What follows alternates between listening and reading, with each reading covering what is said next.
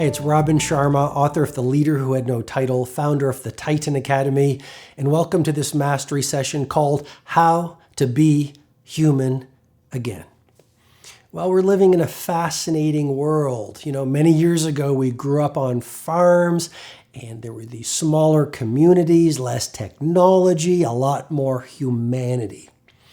And I'll speak for myself, and you're probably a lot like me, but I notice in the world, there are a lot of people who have gone numb.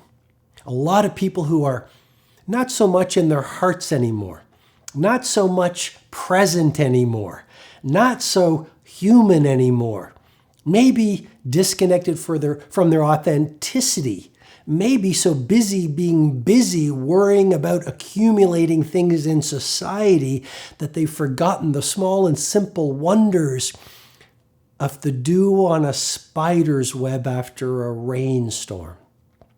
The simple wonders of a conversation on a bus with a stranger. The simple wonders of looking into the eyes of the cashier at a grocery store, not in a weird way, but understanding and appreciating that this person is doing a labor that allows you to take the food home for your family.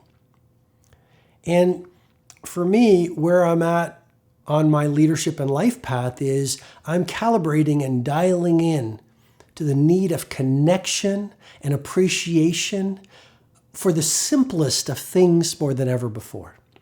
And so hopefully this is going to resonate with you, but what I've done is deconstruct some of the pieces that make someone fully human so that we can both think about them. And I'm not saying I'm fully human, and I'm not saying I'm not on my journey. A lot of my mastery sessions are on leadership and exponential productivity and epic performance and building world-class companies. But today, I wanted to go within even more. And I wanted to offer you these reminders. And so the first thing is fully functioning human beings are present. You know, the greatest gift you can give your children, the greatest gift you can give people in your neighborhood, the greatest gift you can give your customers, the greatest gift you can give your significant other, the greatest gift you can give a stranger is the gift of the fullness of your presence, of your attention.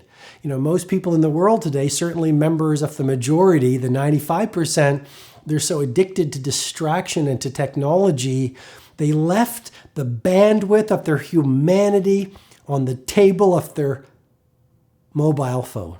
And what I mean by that is this.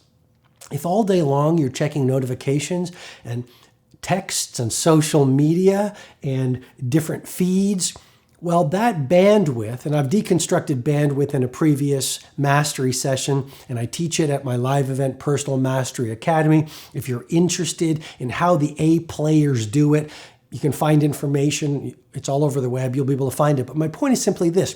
If all day long you are addicted to distraction, then you're going to suffer from broken focus syndrome. And you're going to be leaving your mental focus and your physical energy and your human presence on those distractions. Every time you shift your focus to a sound in the background because you've left the radio on, you've given some of your bandwidth to the radio. If you get up in the morning and you have the news on, like a lot of people do, and I don't know why you would if you want to be an A producer, but you've given some of your bandwidth to the news.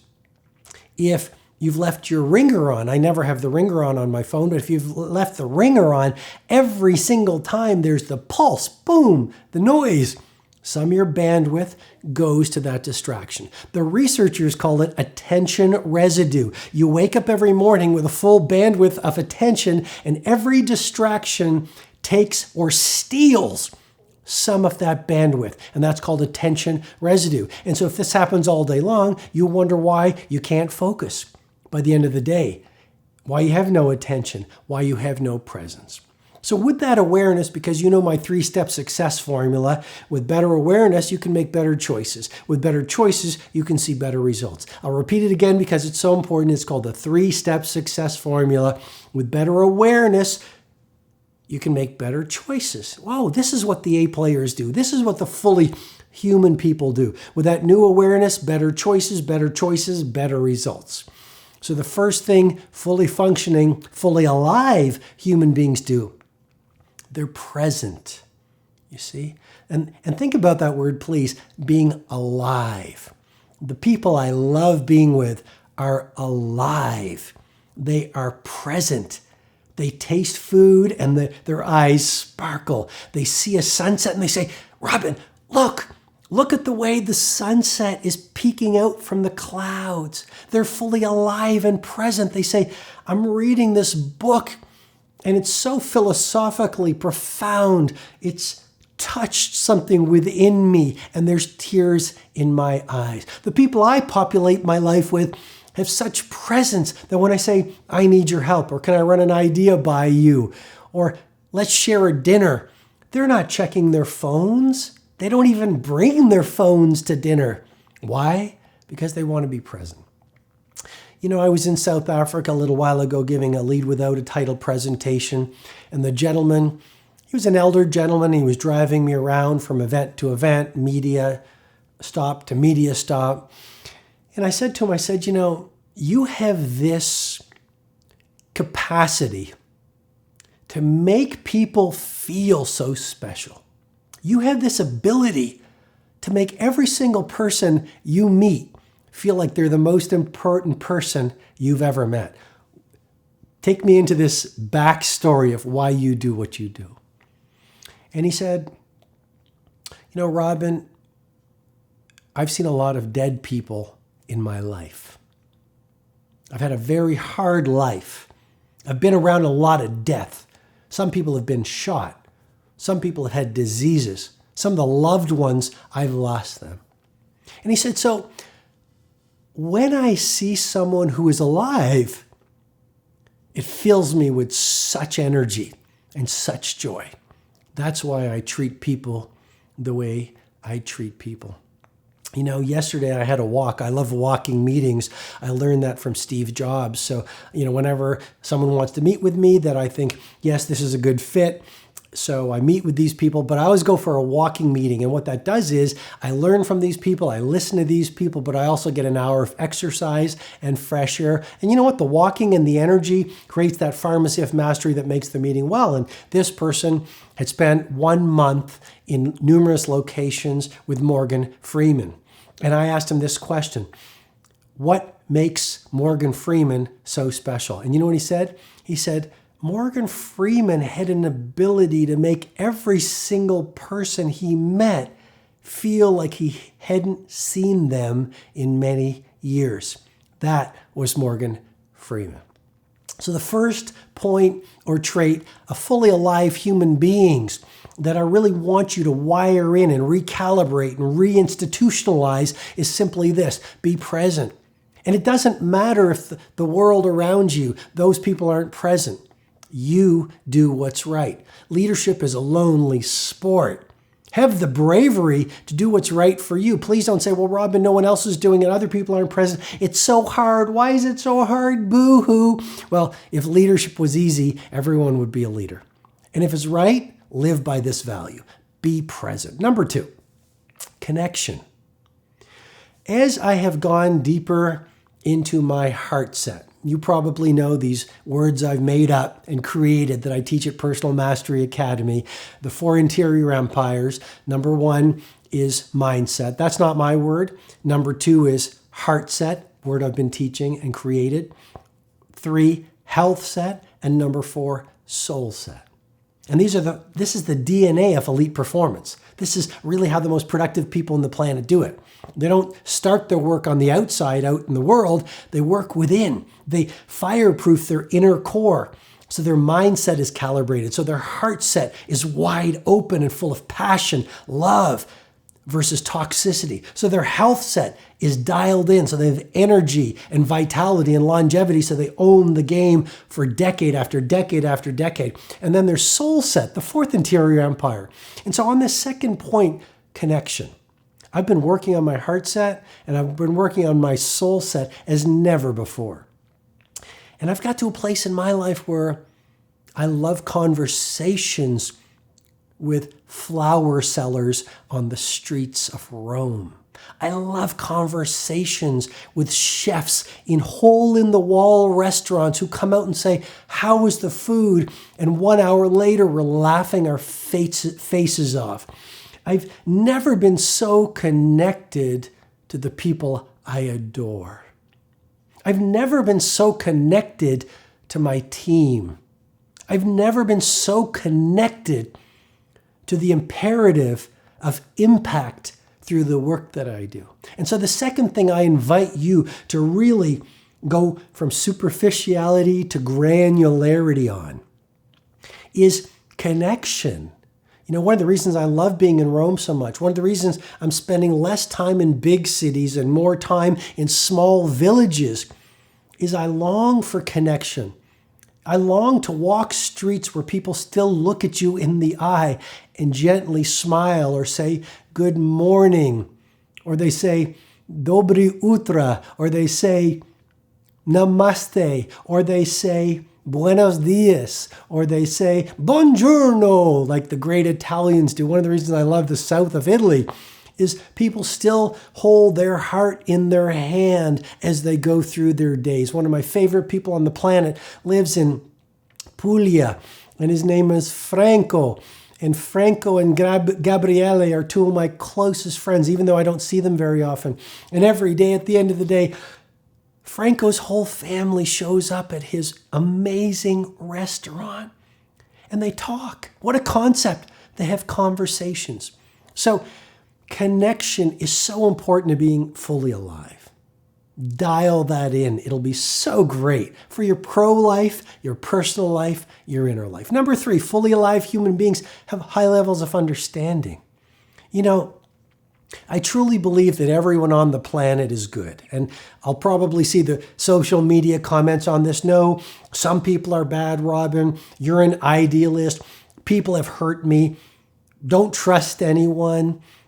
If I see a comment like that, I'm not going to judge you. I just believe perhaps you haven't done the work to forgive the unforgiven and understand that every single person does what they do based on the level of awareness, consciousness, and humanity that's available to them.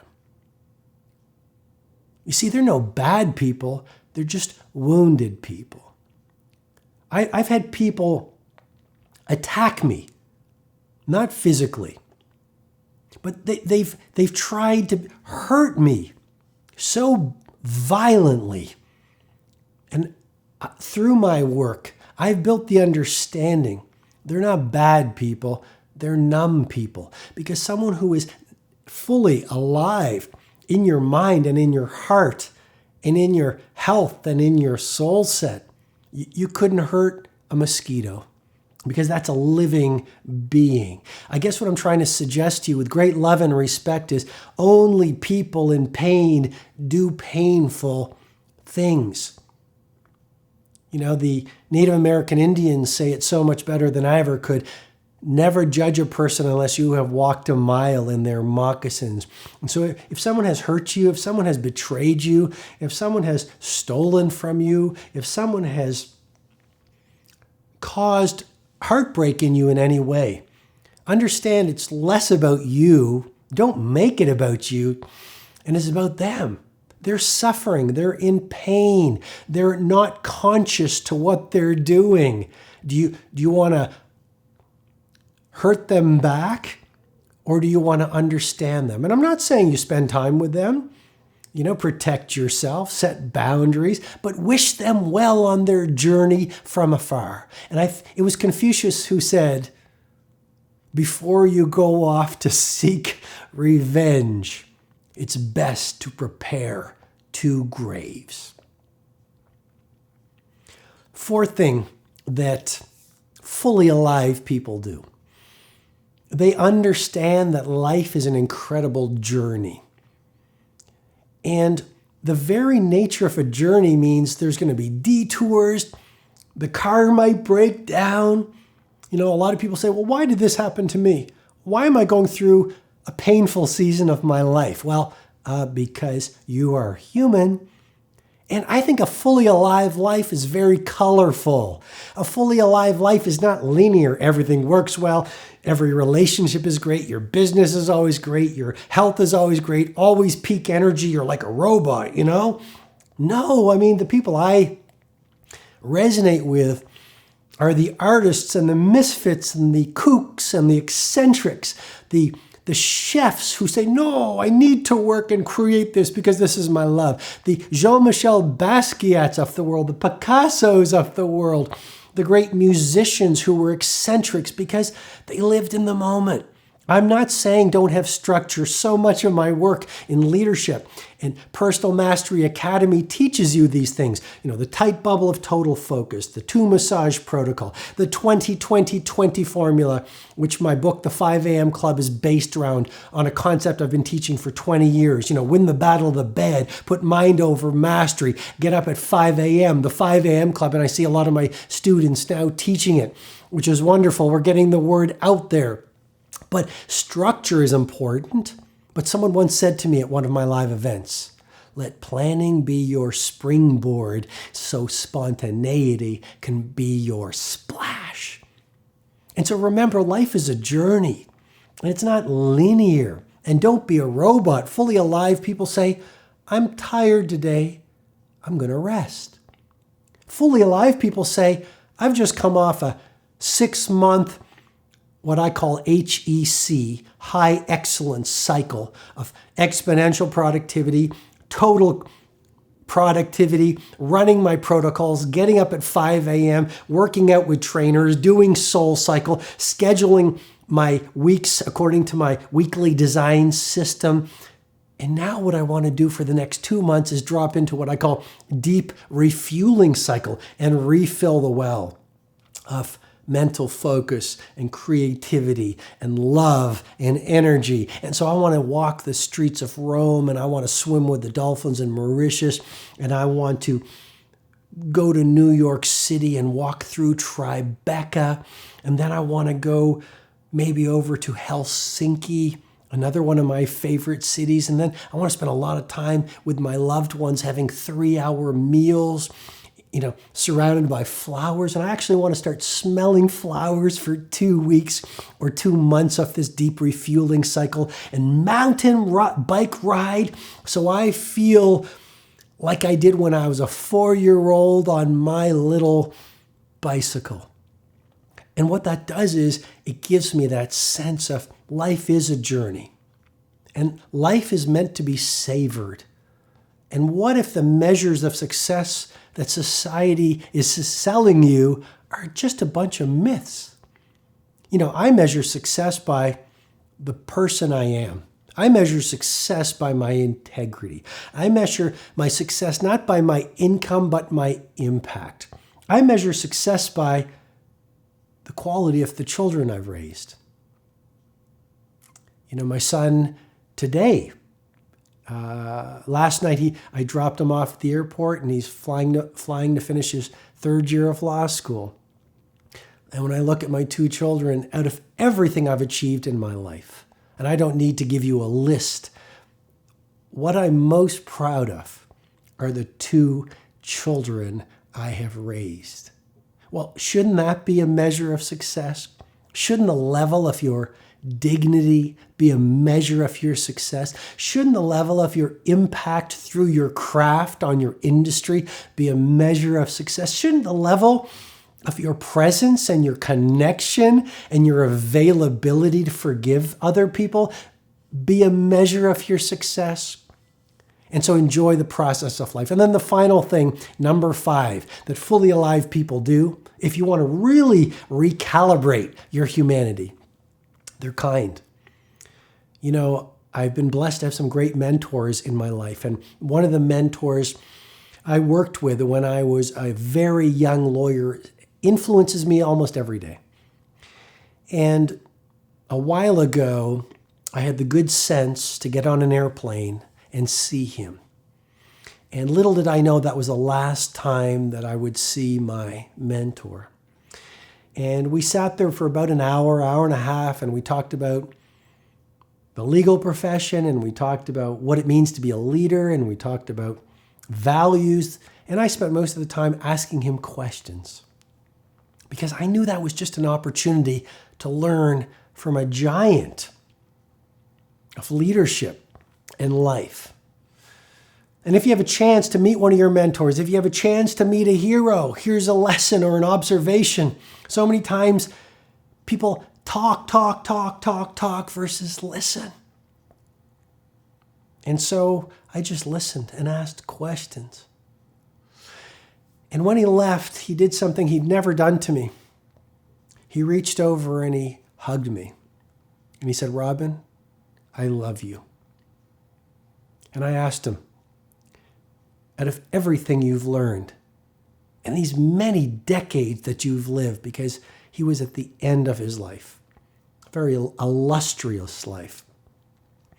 He said, "Robin, be kind." Oh, Robin, it's so important to be kind.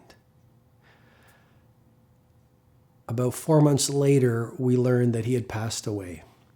But I offer you this mentor as a lesson and an example. Just be kind. The greatest human beings don't have the loftiest titles or the largest bank accounts or the best cars or the glossiest magazine covers or the most social media followers. Let's not get confused with being busy versus true leadership and being a titan of humanity. You can be a gardener, a street sweeper, a pizza maker, a manager, a coder, a teacher, a firefighter, and be a legend if you are the kindest person in every room you're in. So there you go. Those are what the most fully alive people do. And I invite you not only to think about these, but I invite you to implement them. As you know so well, my brain tattoo, ideation without execution is delusion. My other brain tattoo, no idea will work without the work. What makes leadership is getting traction on your creativity. In other words, producing results. Talk is cheap, get big things done.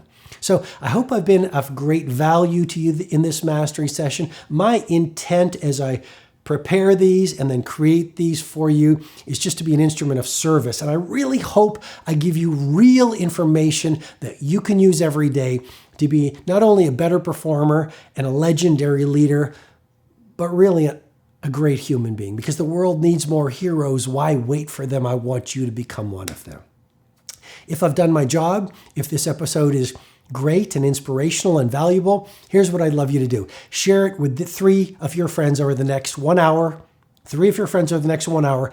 So you help me spread this message so together we build a better world. Number 2, a lot of people ask me, "Robin, we've heard so much about your live event, Personal Mastery Academy. We want to be in the room so we get this revolution of transformation and we really master our interior core so we own our game in our business and professional life." We've also heard about the Titan Summit. We don't know how to get into the Titan Summit. Where's the information? I'm happy to help you. Just go over to robinsharma.com, or personalmasteryacademy.com, or the titansummit.com. I've been running these events for many years. All the details are over there. If you find them helpful and you want to show up, I'd love to have you in the room. Final thing I'll leave you with. If you've liked this episode and you want to go 100 times deeper into this kind of material and you want me to be your elite performance coach to help you own your craft, live a legendary life, I'd love to be of service to you. I'd love to take you much, much deeper into how the great ones do it every single day and work with you every single month as your legendary leadership coach. Robin Sharma Nation is my coaching program. Information on that is at robinsharma.com, again, or at robinsharmanation.com. If it feels right to you, if you want me to coach you, you need some help, you want to know how the best ones do it, I'd love to walk you through how they do over many months so we lock in these habits so you get traction around your ambitions, okay? Thanks for being with me. I'm really grateful for your time, and I'll see you in the next mastery session. Hi, this is Robin Sharma. I hope you received great value from this mastery session. If you'd like to receive potent training videos, blog posts, learning tools, and information on my 2 live events, Personal Mastery Academy and my flagship 4-day experience, the Titan Summit, go ahead and visit robinsharma.com.